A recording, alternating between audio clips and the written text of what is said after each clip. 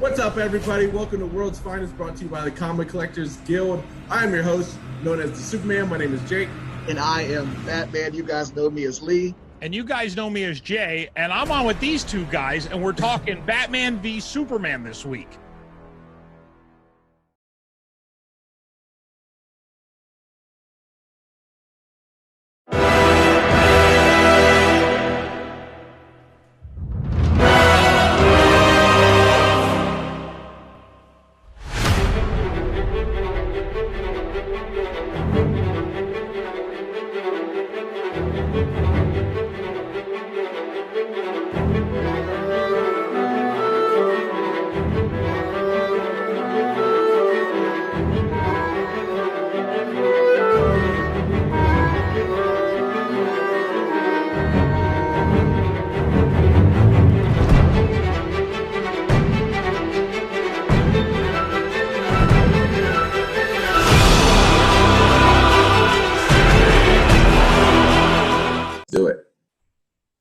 All right, everyone. Welcome to World's Finest, the official podcast of the Comic Collectors Guild.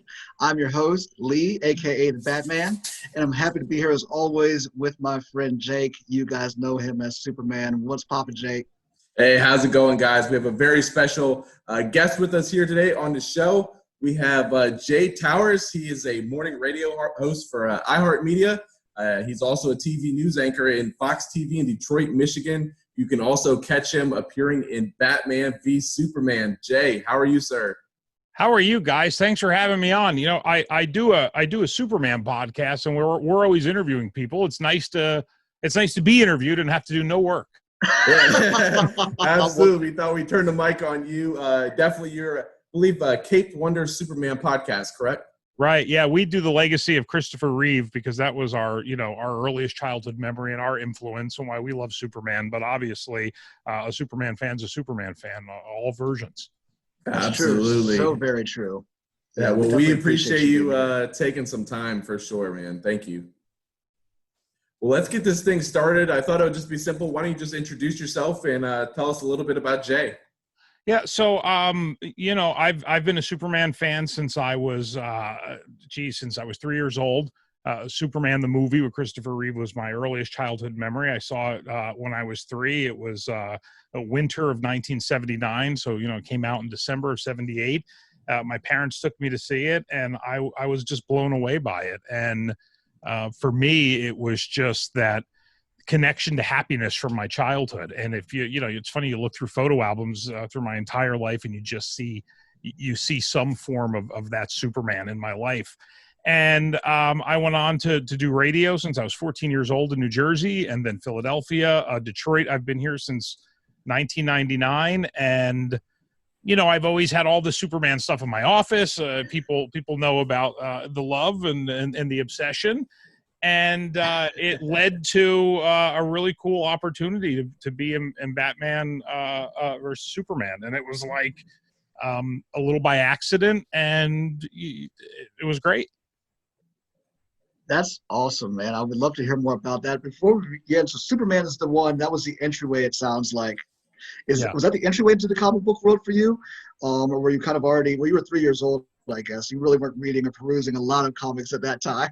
No, and I was, the thing with me is I think because I'm a little ADD. I don't say that as a saying. I really am ADD, but I've always had a focus problem. So for me, comic books were something I always wanted to pick up and buy, and did.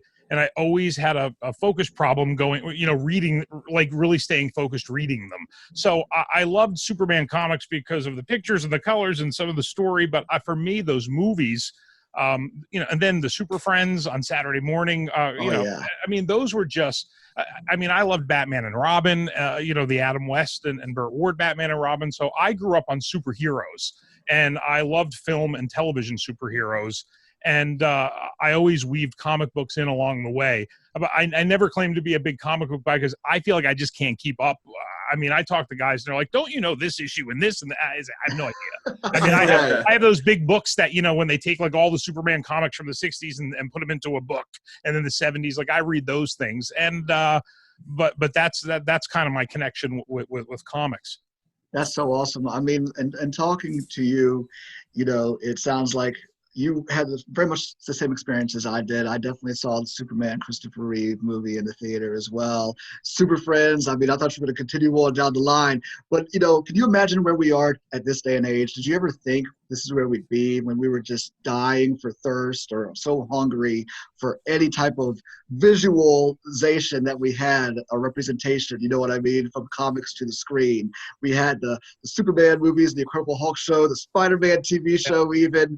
But I mean, now we've just gone leaps and bounds. I mean, it's just like we're living in a dream world. Listen, I'm jealous of kids' pajamas at Target because, I mean, they have all the stuff we wish we had. I mean, I was the kid that held on to the Superman Halloween costume way longer than he should have because there was no other options. You had that and underoos. Right. I was the kid that literally would find like a red towel, like bath towel, and that would be like what I put on with like little paper clips, and that was it. And you go to like Target, and it's like the kids section. It's like, well, if I lost about like 180 pounds and shrunk about 2 feet, I might be able to squeeze into that. But yeah, it's like a rags of riches for some of these kids. It's crazy.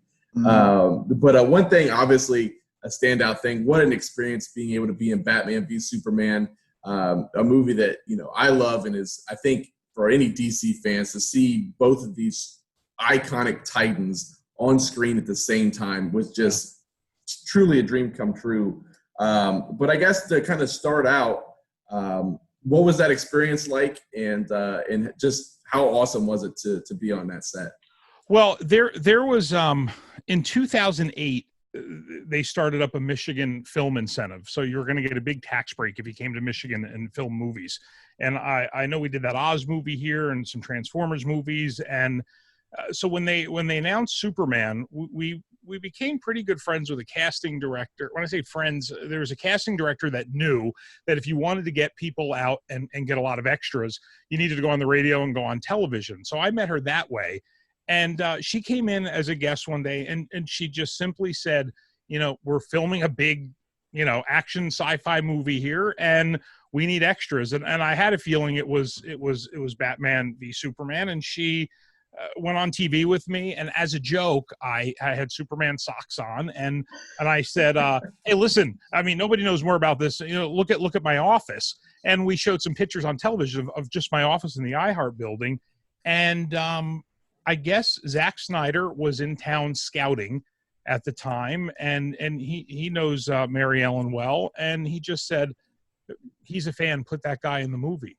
And that was it. I mean, there was no big, I didn't go stand in line somewhere. I didn't have to really do much because he knew that I was a Superman fan. You look at one picture of my office, you go, the guy is a nut. So he, that was it. They called me a couple of months later and they said, we want you to be a Metropolis reporter. And I was like, how great is that? So, awesome. Wow. So, the most complicated thing in all of it was when somebody tells you, look at your schedule and make sure you're available, and they pretty much give you the entire summer of 2014. And, you see, like I say, I got a broadcast in Florida here. I just said, I'm available to do anything. I'll do whatever you want. And that was it. So, I didn't get any script stuff. I didn't know what I would be doing. And then one day they said, we need you to come down to, there was a film studio. It's gone now, but it's gigantic in Michigan. It's right down the street from my house now, but it is this massive, massive film studio they built because we thought all these movies were going to be coming to Michigan. And they had me come in because for a fitting. They said, we're going to have you come in and do a fitting for your scene. And we'll give you I think they call them your side. I'm not an actor. I've never acted before. I said, they're going to give you your sides, which are your lines, I guess. And I said, okay. So I went in there and I'm sitting in the lobby and they told me I was going to meet with Michael Wilkinson, who was the costume designer. And I go in and hang out with him. He was really, really nice. And I said, listen, I'm a chunky guy. I'm not a skinny guy. I said, I look fat all the time on TV. So don't dress me in white or tan. They did put me in tan. And same colors. They did measurements and everybody that does these things are very Hollywood and I'm not. So they're just like, oh, take your pants off, try these. I was like, where do I change? That was a little bit awkward. And then they gave me this little, I tried to find it before I did this interview, this little piece of red paper, and it was my lines on it and had my name written across it, watermarked over it. And you basically sign your life away saying you're not going to show this to anybody or post it anywhere. And that was it. And I'm getting ready to leave. And they said, okay, all we have to do now is you have to meet Zach. And I said, oh, all right. For the fit, they said, no, he wants to meet you. Said, okay. So they walked me through, outside, and it's very nice. And remember that we're in a suburb of Detroit, and I've been here since 1999. And you have all these people from the area working on it. So, nobody knows me anywhere but Detroit. So here I'm walking around. Hey, what are you doing here? Why are you here? And I just signed all this paperwork saying I can't say anything. So I just waved, and they walk me in. And guys, I got to tell you, and I think you'll understand. I mean, especially with cosplay and just how the costumes and how exciting it is. When they walked me onto that sound stage, first of all, I thought it was Henry. It was his double. They looked exactly alike. Oh, I've heard this. Yes. Physically. So you see two I thought two Henrys, no cape because they were going to do that, CGI. Yeah, right. And Zach goes, I'm paraphrasing, he goes, there he is. And he just like stopped everything. And I walked over and he's like, it's just Jay, he's on TV. I watch him every morning. I mean, it was a tough moment. Wow. Here's this guy, very, very nice. Yeah. Here's Henry. He said, have you met Henry? No, I haven't met Henry.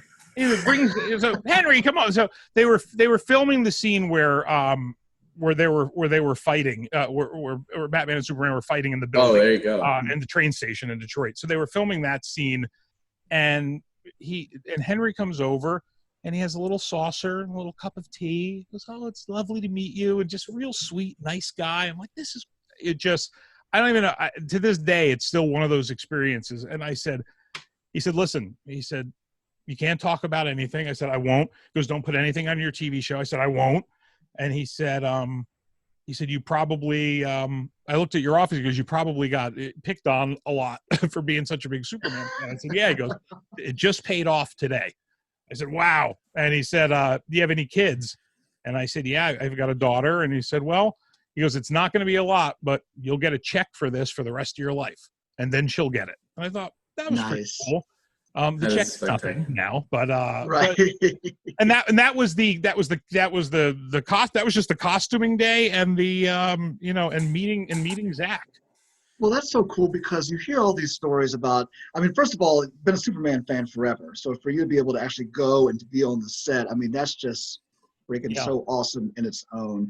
But then to be able to be almost welcomed by who at the time, and I guess soon to be again, really was holding the keys to the film world of DC, the DC Extended Universe, Zach. So to be welcomed with open arms and then taken over to Henry, I mean, it just seems like such a welcoming place. You hear all the horror stories about how people are saying, don't look at me in the eyes or all of this stuff when you're on set. And just what a wonderful experience, what a warm experience. That's fantastic. Beyond positive. And then that was it. And then I think maybe another couple weeks went by, and no, maybe I'm wrong. Maybe I don't remember the timeline, but all I remember was that the dialogue was, again, I have no acting experience. I've wanted to be a radio DJ since I was a kid. That's it. And I can't memorize. I told you the ADD, and I can't, I'm the guy. Thank God it says Jake and Lee, because I go, oh my God, I don't want to forget these guys' names. I cannot memorize anything. So I was real worried about that. So I for a week read that onto and listened to it while I was driving on the way to work. I did not want to screw it up because I know how Hollywood is. And how it's, everybody's watching you and all that. So I think I nailed it down pretty good. And then it was time to have the filming day. And I arrived on the set, and it was going to be it was the monument scene, which you guys know.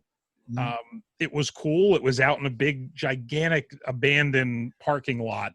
And it's weird because when you have lines, and I'm in SAG after because of television, I have to be in the union. So when you have lines and you're going to speak, I'm not sure if it's a featured extra or whatever the rules are. They have to give you a trailer. Even if you're no one, even if you just say hello, you have to get the trailer. So it's called a honey wagon. So I've got this little trailer and it just says Monument Reporter on it. That's what I was called, the Monument Reporter. And I got into the clothes fit perfectly. You'll never have clothes fit like this ever. It was like perfectly. And then I sat there for an entire day in this little tiny room on wheels, and nothing happened. And I sat there all day, and they said, "Yep, we're not going to get to it today. We'll come back tomorrow." Now my schedule was totally not ready for that. I said, "Okay, I'll be back tomorrow, no problem." And then went back the second day, sat there all day again. So I went. This was a fun day because before I shot the scene, I asked if I could go to the bathroom and have something I wanted something to eat, and they took me over to another area. And I'm telling you, I walked down a hallway, and Ben Affleck in full Batman costume. Oh my gosh. Basically smacked right into me while I was walking. And, the one thing you're not supposed to do is say anything. So I didn't say anything. I was just, they didn't tell me not to say anything. I just, we know etiquette. Right. Yeah. So that was cool. And then when it came time to filming that scene that I did, there was a gigantic green screen wall. I mean, it looked like a 3-story building. It was all green. And only the statue of Henry's face, and right. that was it. It was just part of him, and they were going to do the rest digitally. And they had a crane there, and they had to spray paint his face because while I'm reading my line, they're supposed to be scrubbing it off because while right. he spray painted it, and they Zach came over and he said, "Listen, would you know what you're going to say?" And I said, "Yeah, I got my reporter notebook." And I did it. And then he came over and he said, "Is this how you would do it on the news?" And I said, "No," because I remember I'm reading those lines, trying not to screw them up. He said, "Is this how you do it on the news?" I said, "No." I said, "If I was on the news, I would be out with my reporter notebook. I'd have bullet points and I'd kind of put it in my own words." And he said, "Then do it that way." Well, that screwed my head up because I had just memorized this for 2 weeks. And now he's saying basically ad-lib my way through it. And if you screwed it up once, they had to stop and they had to spray paint the statue behind you. And so they could reset it. And of course I screwed it up twice. And every time I screwed it up, they had to stop and go respray paint and start over again. I felt terrible. But, by the third time, I just did it the way I would do it on TV. And they said it was good. And that was it. And then I thought that was going to be it. And then we can talk a little more if you have questions. But then they called for a second day. That is absolutely incredible. Like I could talk to you probably for like 7 hours about all this. It's a couple of notes. I mean, to your point, the visual. I've always thought, going back even like 300, Zack Snyder is the best visual director I've ever seen. His movies are so beautiful to look at, just visually. Yeah. It's insane. A fun fact. So my dad, he works for the government here in DC, and he has gone overseas a few times. And there's a gentleman that he interacts with over in England quite often, like not too often, but it used to be a little more often. And sure enough, when Man of Steel came out, this guy, Henry, used to walk his dogs for him when he was a child.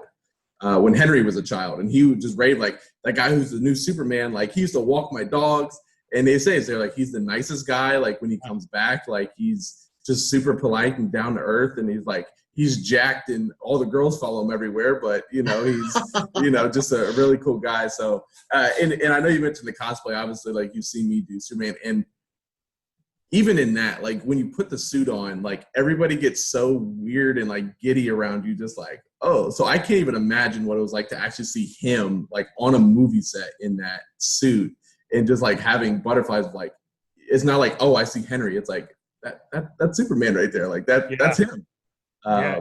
It was trippy for sure.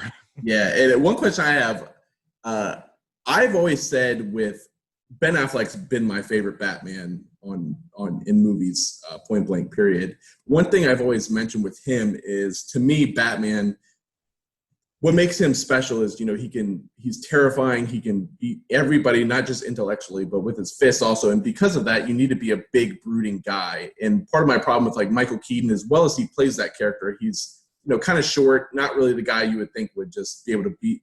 How big is Ben Affleck, like when you see him like in the actual bat suit? That's a great question because, listen, it's Ben Affleck is funny a little bit for me because I have been on the radio since I was 14, but I started in Detroit in 1999. So Ben Affleck often would do our radio show. Oh. Because he was really accessible and was really a nice guy. And he did it so often that when we went to Pearl Harbor for the movie Pearl Harbor that he was in, we were on an aircraft carrier with the guy, and he was joking and flirting with my co-host. Like he was just he was a great, funny guy. And I only knew him as this really funny, down to earth, could ask him anything guy. But I will tell you that up until that Batman, v Superman experience, I didn't think of him as Batman until that day I ran into him, because this is during filming, so I didn't know what he was going to look like.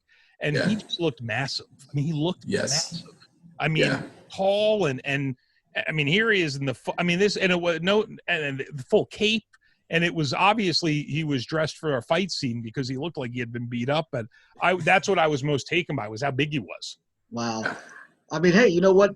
Based on your history with him, he might have recognized you in the hallway and was too nervous to say anything to you. He looked like a badass. I didn't want to say a word to him. I mean, I don't know if that's method acting. I don't know what that is, but he was a guy walking, past granola bars. He looked in character, and I didn't say anything. It's funny. So the same thing, I was like, oh, he had just come off some, like some movie, The Town, and I was like, oh, like he can portray a brooding character. But then when they had released that first image of him, I was like, when I close my eyes and imagine what Batman would really look like that is it. Like he's got the chin, and I mean, he is just perfect as Batman. So that's so cool to hear you say that. Yeah, check it out. Let me ask you guys though, what is it about?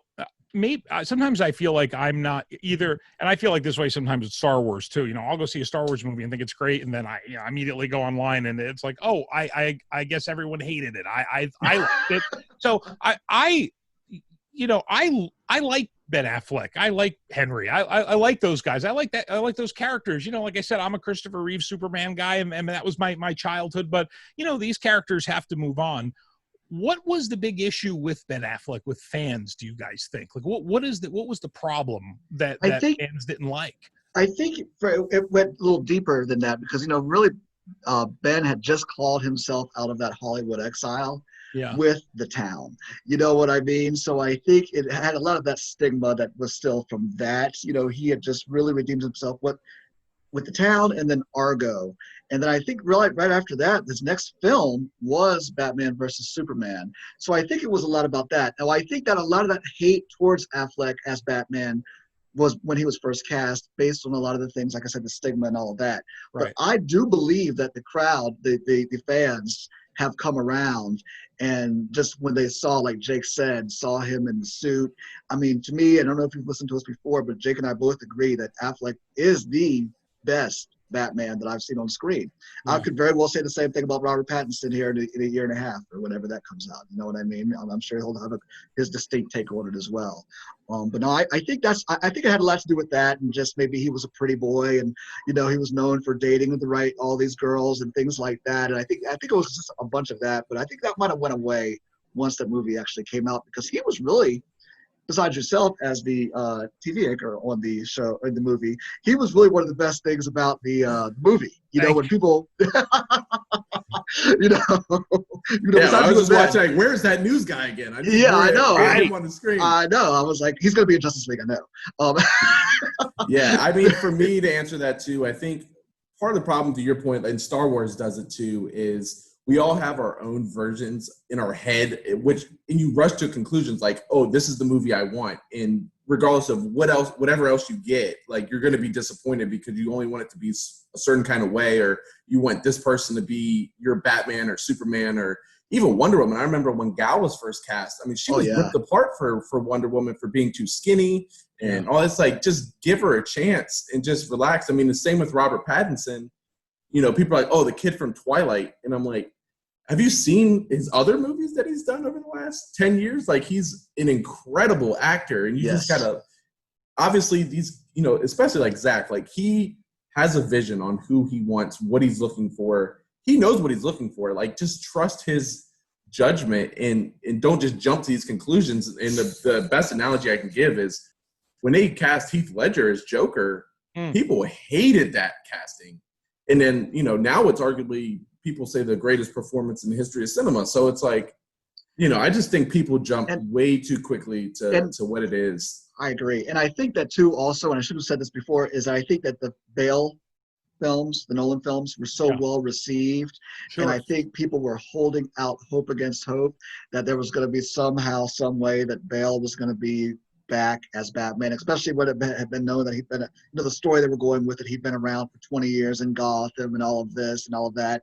But I think they were somehow trying to hope that they could weave, you know, him in that movie somehow. So I think it was about a lot of disappointment that it wasn't him, and then a lot of the other things that I spoke about earlier when they cast Affleck. I think that was a mix, you know, it was just a perfect storm of hate. You know how the fanboys get. You know, I was reading about how you know, people are wondering, is the Snyder cut of Justice League, is that a dangerous thing? Is that a dangerous territory for movies to get into when the outcry from fans is so great that, you know, a movie company caves basically and says, okay, we'll do it. And for me, you know, I feel like, well, at least in my generation has been through this once already, and that's with Superman 2, the Donner cut. Because you had a movie that came out with Richard Lester did. We know that Richard Donner, you know, was fired after the first film, tragically, and fans for years and years wanted the Richard Donner's version of Superman 2, and eventually they got it. And that was during a time when really the internet wasn't even, and social media wasn't as huge as it is now. But you know, I always feel like, you know what, here's a movie company that really gets it at this point. They're like, listen, we've got to, this is what fans want, give it to them. I just hope that it's well received and it's worth it. Yeah, I hope so, because there would be nothing worse than to have all of this fandom have been built up, and in the 3 years, or I guess it'll be 4 years, almost 4 years when that comes out, that it to be like, oh, I guess the studio was right. You know? You know, I mean, that would be so disappointing. One thing I will say, go back to that Richard Donner. Oh, go ahead, Jake. I was going to say, the one thing too with Zach that I love is how appreciative he's been to the fans, and him. You know, he put like a really emotional video out yesterday, just thanking the fans for making it happen and how appreciative he is. And obviously, like what happened, you know, to his family during Justice League was so sad. But I'm so glad for him. Especially hearing how nice of a guy he was, just that he's finally letting people get to see like his version and to see so many people clamor for his vision, I think is really great for him. So I'm really happy. But sorry, go ahead, Lee. No, you brought up the Donner cut, so I'm going to do a quick stick. I just wanted to stick on that a little bit. Yeah. Because I actually own both versions as well, you know what I mean? My question to you is, since you brought it up, did you have it? If you said it, I missed it. Out of those two, what do you prefer? Here's the deal. We again, like I said earlier, we're living in a world of nostalgia where we all want to connect with our childhood, with the stuff we love. I mean, it's the reason why they have Fuller House on Netflix, because you know, that's an adult audience, not a kid audience, because that's what they grew up with on TGIF on ABC on Friday night. So I mean, we want to connect with our childhood. I look at it this way: Superman 2 was the Richard Lester version, was the movie I saw as a kid and watched a billion times. So I'll always love that version. But as a fan, Superman 2, the Donner cut, gives me all the things I always wondered about and all the scenes I wish I could have seen. And, you know, it's not perfect in the assembly because they did the best that they could. And Richard Donner gave a little bit for it because, you know, he doesn't like to look at Richard Lester stuff. And I know why he doesn't. But I think Superman 2, the Donner cut, is really is for fans. You know, Yeah. somebody once told me you put your, when you want your engagement on social media to be up on Instagram, you post a picture, but your story is for your fans because those are the people that are actually going to watch it and check. And the picture is for everybody. It's kind of like that. Superman 2, the Lester version, is always going to be the Superman 2, but the Donner cut and the love of Donner and what he did and Yeah. it has a play. I mean, it's one of those rare films that really you can have two different experiences with it. Yeah, and you know what? Gotta be honest though, the cellophane symbol off the chest. It was weird. I know. It was weird. But it wasn't weird when you were a kid. Maybe it was. Well, I don't know. You're a young guy. For me, it was like, oh, that's cool. I didn't know he could do that. I also didn't know villains could like lift people up with their fingers, but they could. So. Right. That's so awesome. That's hilarious. Well, I know Superman's, your favorite character. Obviously, I'm a big Superman guy myself. What in particular about that character makes you love Superman so much? What has really stuck with you over the year above all superheroes, where Superman's always been your guy? It's so silly. I think it is the secret identity. I do. I think there's always something about, it's the same thing with Batman and Robin. Like, if you look forward to seeing them go from, these rich guys down the bat poles to these superheroes. And there was something about the fact that you had Clark Kent, who was close to the news world, but turned into Superman, and he was able to be this hero and also kind of be able to have this regular, guy life. And I always loved the secret identity part of all superheroes, and sometimes they abandon that idea. And I just thought it was cool. I mean, I was the kid that dressed up as Superman, then immediately put a robe on and a sock for a tie because I wanted to change into Superman all the time. Yeah. So, listen, I think, and it's been said before, I'm not saying anything new.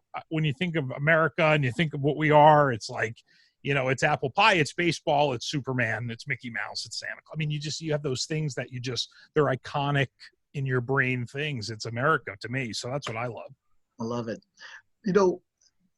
We've talked a lot about the Superman, being a fan of this film work. So I'd be remiss if I didn't ask. We've talked about Cavill. We've talked about Reeve. Obviously, you're a fan. Were you a fan of Superman Returns? You know what? I was. I mean, again, anytime you give a fan some kind of spark from their childhood, which is what that did. It followed the Reeve legacy, and from the music, he kind of looked like Christopher Reeve. Great guy, great movie. When the credits started for that film, I was in LA I was freaking out. I'm like, this is it. This is exactly what I wanted. But I get how maybe that didn't work for the mid 2000s for younger fans and things like that. And they were really giving something to us, and that might not have been enough. I love that movie. I always will. But I think Man of Steel for me really was a cool experience. Because it was different. I always talk about, that tornado scene, when Kevin Costner's just like, I just bawled like a baby. It was Man so good that part. It was a fantastic movie. Man of Steel was awesome.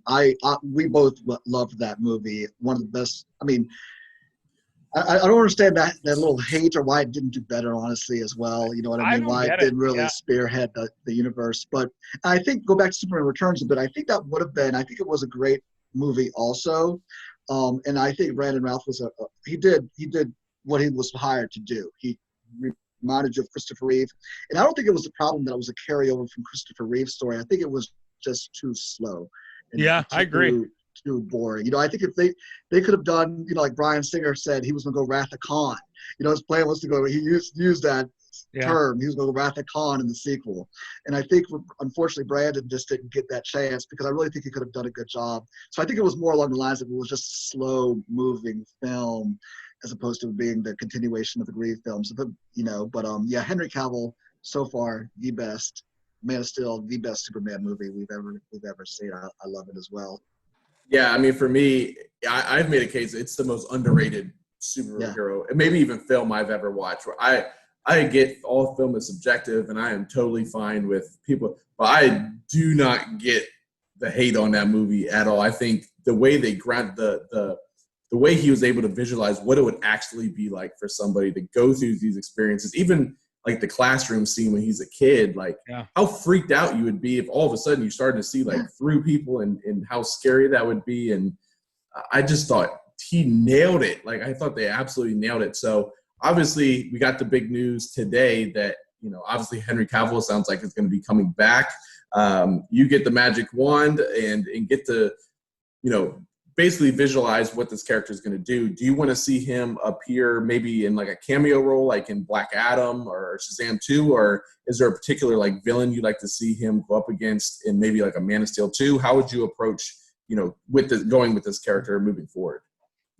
I think, with the way the world is right now and what we've all been through for the last couple of months, to go through the pettiness of, who is it? Is he good enough? Should he not come back? Should he come back? I think that he's probably our generation today, Superman, and they really need to utilize him. I think going forward, and it was such a shame for me to see Shazam and not have him in that. Like, we finally had an opportunity there to do something really cool, a great movie, and it didn't happen. But I'd be definitely interested to have him, explore, other villains and things like that. I mean, like I said, I'm a fan of the character, and I don't go real deep on things, but I just would like to, I'd like to see them keep Superman going. We have so many other, the Marvel universe and what they do. I mean, I want to keep these characters in our lives going forward over the next couple of decades. Yeah, I mean, it's crazy. I mean, looking back now, what Iron Man was like, when they first brought Iron Man 1 into the cinema, I mean, he was just a B-list character, and it's like Superman's like the alpha, man. Like, it's truly like, especially in the world today, I mean, he's such a great example and role model for people in a unique way. But at the end of the day, he's the most popular superhero. He's the one who started it all. So the importance of having his legacy keep moving forward in films, I think is important for people just as much as it is for Batman.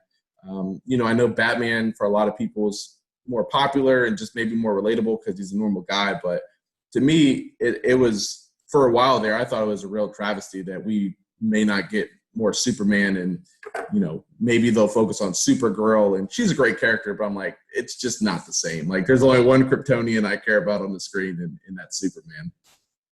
Yeah, I wonder too. I mean, what do you guys think? In when it comes to, so many of Superman's villains are comical, and I think it's hard to turn those into these gigantic. Like, I mean, how do you? Can you do Bizarro? I mean, I'd love to see Bizarro. I mean, what does that look like, though? I don't know. Brainiac, love to see that.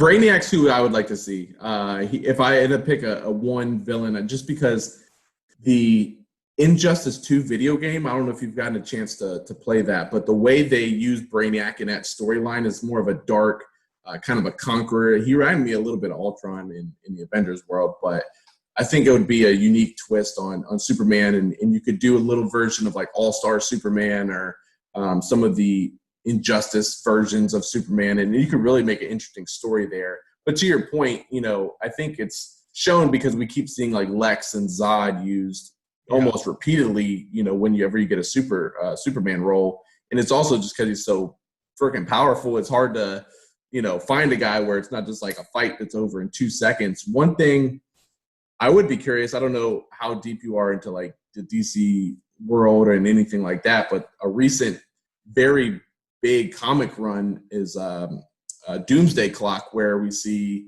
Superman and Dr. Manhattan from the Watchmen universe, who's like arguably the other, alpha as far as power-wise, go at it. That could even be an interesting take to kind of connect those two worlds and see those two go at it. So I'm open. I'm like you. As long as he's on the screen, I don't care. But that's where I would go. What about you, Lee? Where would you go with it? Well, I mean, I would definitely go with, you have to have somebody who's otherworldly, I believe. We've seen Lex Luthor too many times to count. I mean, really, I think it's been in every Superman movie except for the Man of Steel. And then Superman 3. He was in every other one. In Superman 3, we had Richard Pryor standing in for him. But And Robert Vaughn. And Robert Vaughn, yes, exactly. So no, we need to go otherworldly, somebody who can match his power. So I think Brainiac would obviously be a perfect choice. I would go with Darkseid, but he's going to be in the Justice League.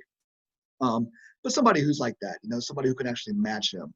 Or even if you wanted to make Mistleplik a little darker, you know what I mean? A little darker, or even make him still, he creates havoc and is invincible to, Superman can't handle his magic and from the fifth dimension and all of that.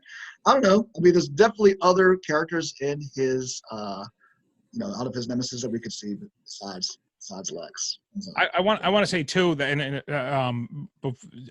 if I know you guys have and fans that are watching this probably have, but I honestly the extended version of Batman versus Superman for me was really a difference maker in tying things together better. Yes, it was longer, and people are like, "My God, it's longer." How did I sit there at once?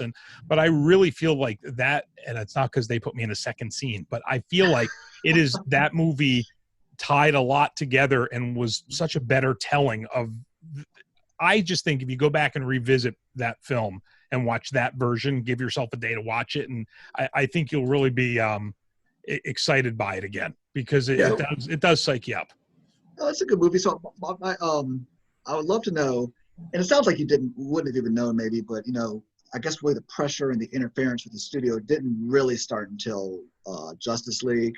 But you being on the set, was there any sense of again, not knowing if you'd be able to tell or not, but any sense of meddling with the studio notes or a nervous executive in the corner? No. Paying attention to what Zack's doing, looking over his shoulder. I guess. I don't think so. I mean, it wasn't that kind of experience for me just because like I said, I shot, I sat there one day, I shot one day, and then they brought me back 2 months later to shoot a second scene where I stood out in front of Keith's apartment building. And I was talking about all the things that they found inside, all the bomb making stuff and all the, all these terrible things.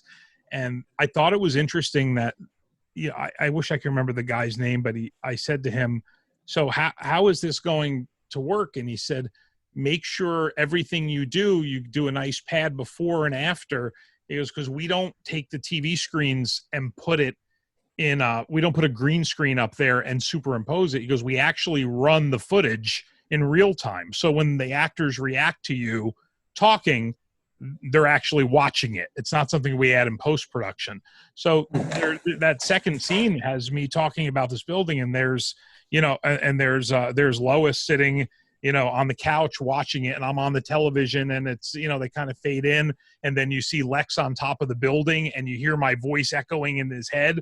I mean, that's a really cool scene. It looks good. He looks beyond diabolical. But yeah, there wasn't any point that I was like, oh, there's tension here on the set. I have no idea. It was a fine experience, and all I wanted to do was not screw up. So I'm with you. Well, again, we appreciate you so much coming on and talking about your experience on BVS as well as talking Superman. Real quick, we have a few minutes. Why don't you talk a little bit about what you guys cover on Cape Wonder Superman podcast and where people can find you on social media? Excellent. Cape Wonder Superman podcast is really an extension of a website, which is capewonder.com. It was started by Jim Bowers a long time ago. Jim Bowers is probably he's like our archivist for the Superman films, for the Christopher Reeve legacy. He has all these amazing behind the scenes photos over the years that I mean, his collection on his website, just if you want to geek out and check that website out, he has some of the most unbelievable behind the scenes photos that you've ever seen. Thousands of them. I mean, continuity photographs and Polaroids and everything while they made those films. And he's just a great guy. He can tell you everything that happened on the date. And we became great friends. We've reunited these cast members several times. We've done a TV special with them. I brought them to Detroit for Comic-Cons. So we really try to keep that Christopher Reeve legacy of Superman going. They're older films and reintroduce them to the younger generation because they are part of our pop culture history. So the Cape Wonder Superman podcast, we're on our 26th episode. That's available on iTunes and on iHeart Radio. and I hope you'll listen. I anchor the news on Fox 2 here in Detroit, and that's just, that's news, and it is what it is. I do my radio show on WNIC in Detroit for Iheart, which is a, just a kind of a lifestyle morning radio show. And I'm at J Towers on Instagram and Twitter and Facebook. That is awesome, man. Thank you so much. Definitely looking forward to checking that out. And anytime, we would love to come out to Detroit and geek out on soups with you and check out your awesome office. Hopefully we can check you reporting news from Gotham City or Metropolis again here in the future as well. I hope so. That'd be cool. Yeah, absolutely. That is Jay Towers joining us on World's Finest with the Comic Collectors Guild. As always, guys, you can check out our website, www.comiccollectorsguild.com. If you would like to be featured, please DM us anytime. You can also listen to us on Spotify and Google Podcasts. Lee, thank you so much, as always, for anchoring us down. And until next time, guys, keep hunting. Hi, this is Will Friedle, the voice of Terry McGinnis on Batman Beyond. And I want to welcome everyone to the Comic Collectors Guild. And whether you're a comic lover, collector, or fan, you can visit them at comiccollectorsguild.com. Remember to always keep hunting.